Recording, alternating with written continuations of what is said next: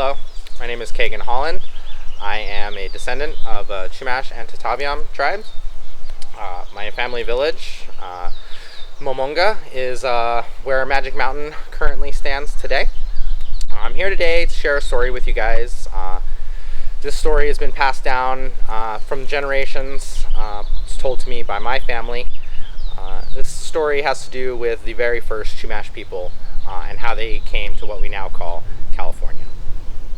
In the beginning, there were a series of islands off the coast, and we called these islands Limu. Nowadays, we call these Channel Islands. On these islands, there lived a woman named Hutash. Hutash lived alone on these islands, and one day she was walking along a creek, and she was feeling a little bit lonely. So she reached down and she picked a very special flower from beside her creek, and she took a deep breath and scattered those seeds across the islands. And the sun set that day, and before it set, the very first Chumash people grew from the ground like trees. And they grew full-grown adults, and they were a little bit confused and scared in their new environment.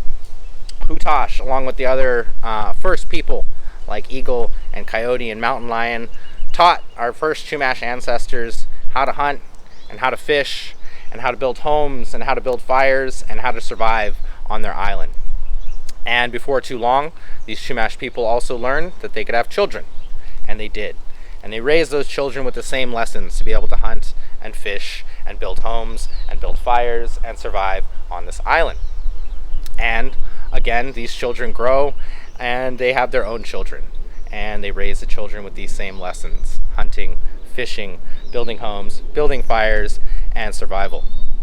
And this happens again and again and again and again until our island of Limu becomes crowded. People are standing shoulder to shoulder with one another, and there's not enough room at night for people to sleep comfortably.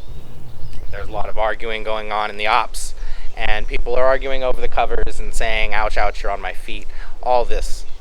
Hutash, she becomes annoyed with her creation. She becomes annoyed with the people on this island because she cannot sleep either. So Hutash, she goes down to the village and she tells these Chumash people that it's time for them to find a new home. And they look at her and they scratch their heads because they don't know what she's talking about. They had only ever lived on this small island, so they believed that this island was the whole world. And Hutash shook her head and she said, "Never mind about that. Just gather all of your belongings and then come down to the beach and meet me in the morning." So they do. They always listen to what Hutash has to say. So they gather all of their belongings, they put their belongings in their baskets, they put their baskets on their backs like backpacks, and they walk down to the beach. And there's Hutash, just as she said, waiting for them when the sun rises. And she tells them once again, "Time for you all to find a new place to live."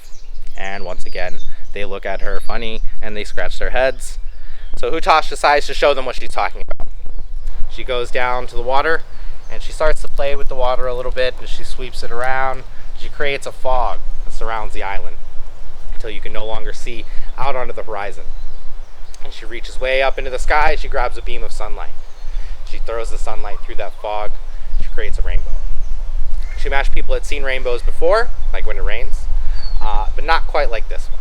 This one became brighter and brighter and brighter until it looked like glass or like a stone that you could set your feet on.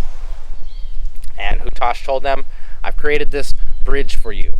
I want you to walk along my rainbow bridge, and your rules for this journey: do not stop, do not look down." And that's how you're going to get to your new home. The Chumash people, listening to Hutash, get all their belongings on their backs, and they begin to hike up this rainbow. And they hike, and they hike, and they hike till they're somewhere near the top, close to the sun. And with every step they're taking, it's getting hotter and hotter. And with every step they're taking, they're getting more and more tired. Many of these Chumash people become too tired to continue their journey. They take a stop right near the top, and many of their friends and family try to convince them to keep going. They say, "We need to listen to Hutash. She told us not to stop, not to look down. You guys can't stop here. We got to keep going." And they say, No, you go on without us. We'll catch up in just a little while. We just need to catch our breath." So most of these Chumash people continue on their journey along the rainbow. And the ones that sat there near the top, they begin to catch their breath And as they're doing so, they begin to daydream. And they look down off of this rainbow, and they start to wonder how awesome it would be to go down there and take a swim and cool off. And as they're doing that, they lose their balance and they fall way down off of this rainbow into the ocean. And they begin to drown. They have all their heavy stuff on their backs, and they can't tread the water. In their last moments of breath, they call out to Hutash, and they say, "Hutash, help us!" Hutash comes down out of the sky. And she says, "What happened? Why are you in the water?" And these Chumash people, they say, "Well, we got very tired. So we stopped near the top, and then we looked down, and we lost our balance, and we fell." Hutash says, "Well, sounds like you didn't listen to anything I had to say to you. Goodbye." She leaves them there, and they all drown. And that's the story of the Rainbow Bridge. Of course, Hutash would never do that. She, very forgiving goddess, Hutash. So, she sees her people there struggling, and although she wants to leave them there, she doesn't. So she reaches down, and she doesn't pluck them out of the water, because then they wouldn't learn anything. But what she does, she takes their noses, she stretches their noses out long.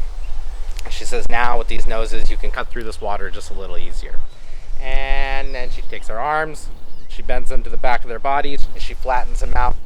She turns them into flippers. And she says, "Now with your flippers, you'll be able to move much quicker and escape from predators." And then she takes their legs, she flattens their legs out into a tail. She turns them into dolphins. And she says, "Now that I've turned you into dolphins, you'll be able to survive for the rest of your days down here in the water. But now that I've saved your life, you also have a job to do for me, a favor." And they say, "We'll do anything. Thank you for saving our life, Hutash." She says, "Now that you're dolphins, it's your job to take care of your brothers and sisters and aunts and uncles and cousins that will return to the ocean, not swimming, but paddling in their tamols. And it's your job to take them on these fishing journeys and guide them towards safe waters with plenty of fish and away from dangerous waters with sharp rocks and sharks." And that is how we Chumash believe that we get the dolphins in the sea. And it's also how we believe that our very first ancestors came to mainland California.